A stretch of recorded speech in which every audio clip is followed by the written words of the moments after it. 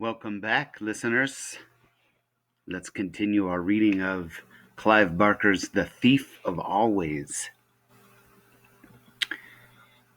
We are now in chapter 6. And if you remember the last time Harvey went and visited the lake,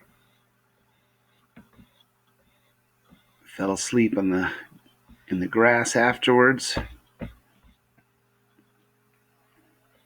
I kind of raised some questions, and he noticed something about the seasons, how the seasons are changing very quickly, and that Wendell told him that Halloween happens every night.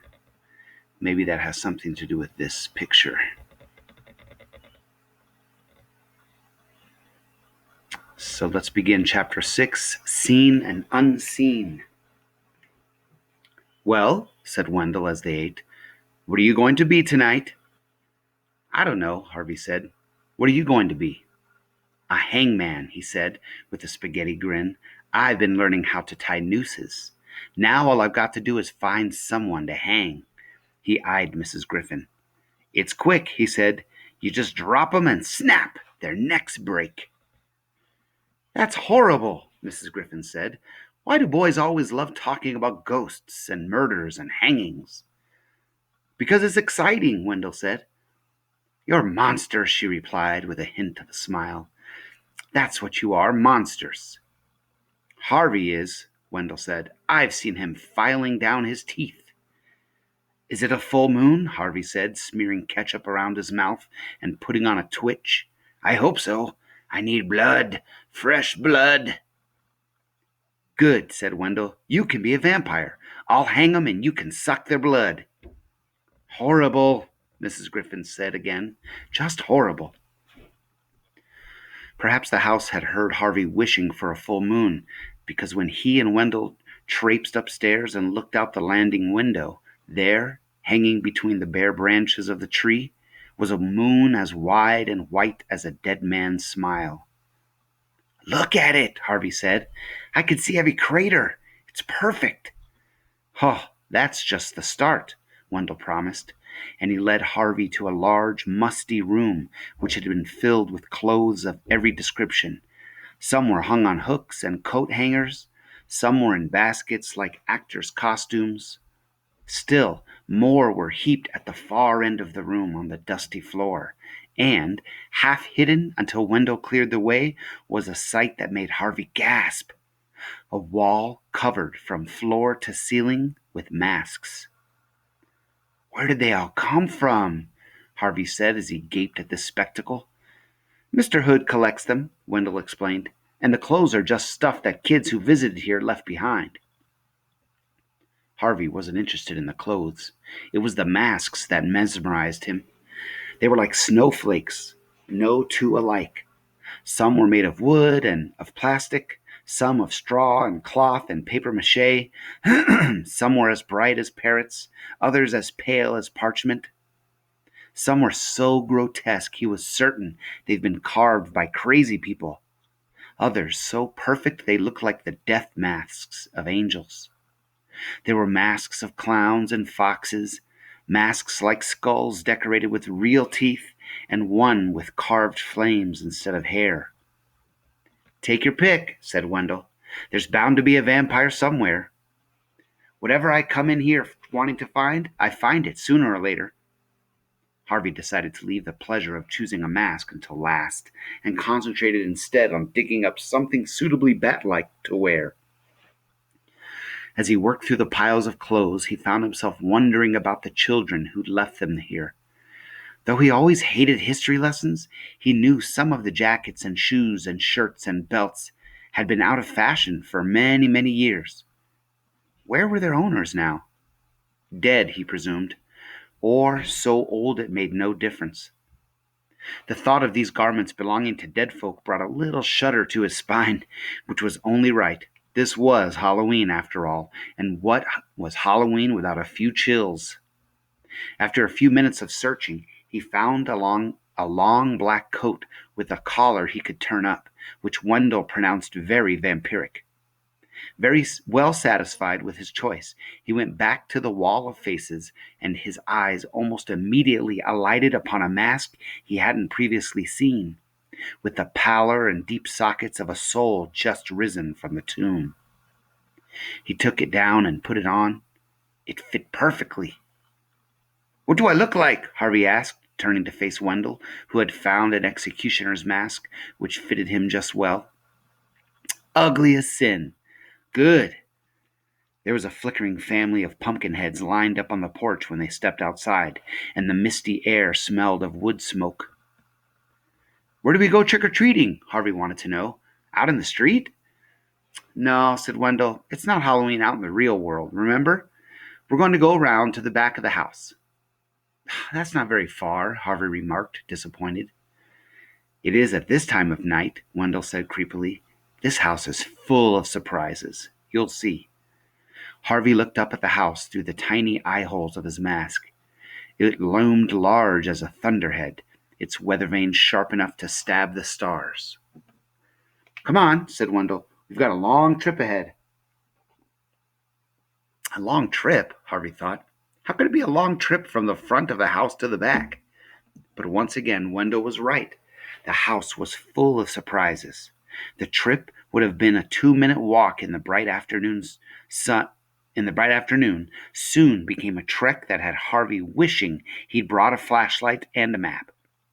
The leaves rustled underfoot as though snakes were swarming through them. The trees that had shaded them day by day now looked frightful in their nakedness, gaunt and hungry. "Why am I doing this?" he asked himself as he followed Wendell through the darkness. "I'm cold and I'm uncomfortable." He might have added frightened to the list, but he left that thought unsaid. As he was about to suggest they turn back, Wendell pointed up and hissed, "Look!" Harvey looked.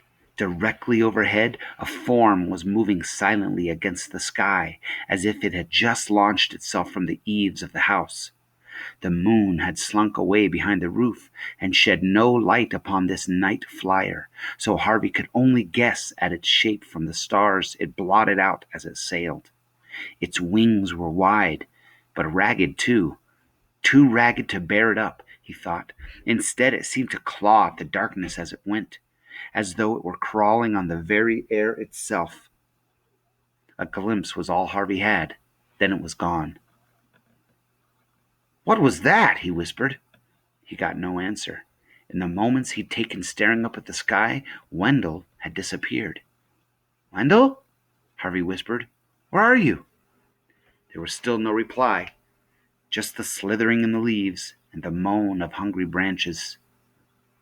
"I know what you're doing," Harvey said, louder this time, "and you won't scare me that easy. Hear me?" This time there was a reply of sorts. Not words, but a creaking sound from somewhere in the trees. "He's climbing up into the treehouse," Harvey thought, and determined to catch Wendell and scare him back, he followed the sound. Despite the nakedness of the branches, their mesh kept all but a glimmer of starlight from falling on the groves. He slipped his mask down around his neck so as to see a little better, but even then he was nearly blind and had to listen out for the sound of Wendell's ascent to guide him. He could still hear the creaks plainly enough, and stumbled in their direction, his arms outstretched to grasp the ladder when he reached it. Now the sound was so loud he was certain he must be standing beneath the tree. He looked up, hoping to catch a glimpse of the trickster, but as he did so, something brushed his face. He snatched at it, but it was gone, at least for the moment. Then it came again, brushing his brow from the other side. He snatched at it for a second time, then, as it touched him again, caught hold of it. "Gotcha!" he cried. His yell of triumph was followed by a rush of air and the sound of something crashing to the ground at his side. He jumped, but refused to let go of whatever he was holding. "Wendell?" he called. By way of a reply, a flame flared in the darkness behind him, and a firework erupted into a shower of green sparks, its light making a gangrenous cavern of the grove. By its flickering light he saw what he held, and seeing, let out a panicked yammering that had the crows rising from their roosts overhead. It was not a ladder he heard creaking. It was a rope. No, not even a rope. A noose. And in his hand, the leg of the man hanging from the noose. He let go of it and stumbled backwards, barely suppressing a second shout as his eyes rose to meet the dead man's stare. To judge by his expression, he had died horribly. His tongue lolled from his foaming lips. His veins were so swollen with blood, his head looked like a pumpkin. Either that, or it was a pumpkin. A fresh fountain of sparks now burst from the firework, and Harvey saw the truth of the matter.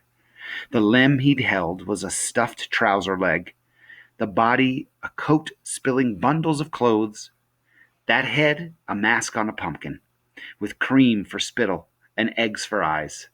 "Wendell!" he yelled, turning his back on the scene of execution.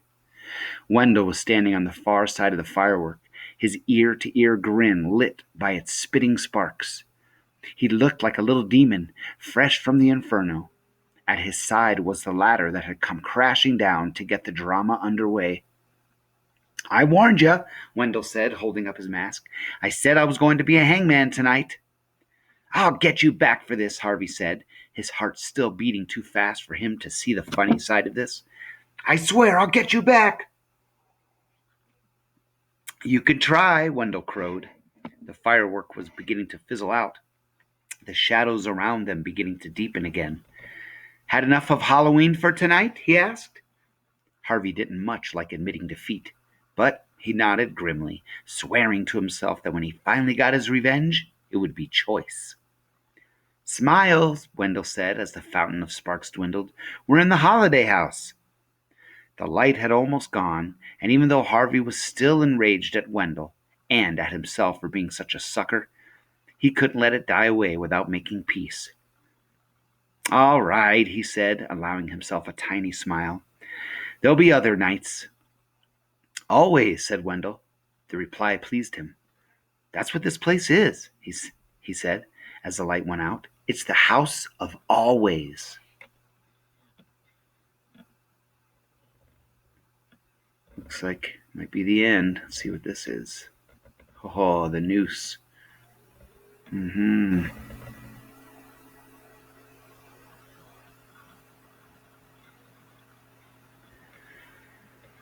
See what's in store for the next chapter.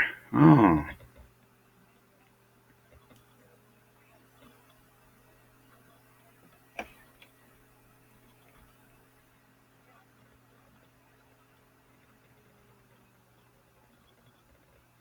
the next chapter is called A Present from the Past.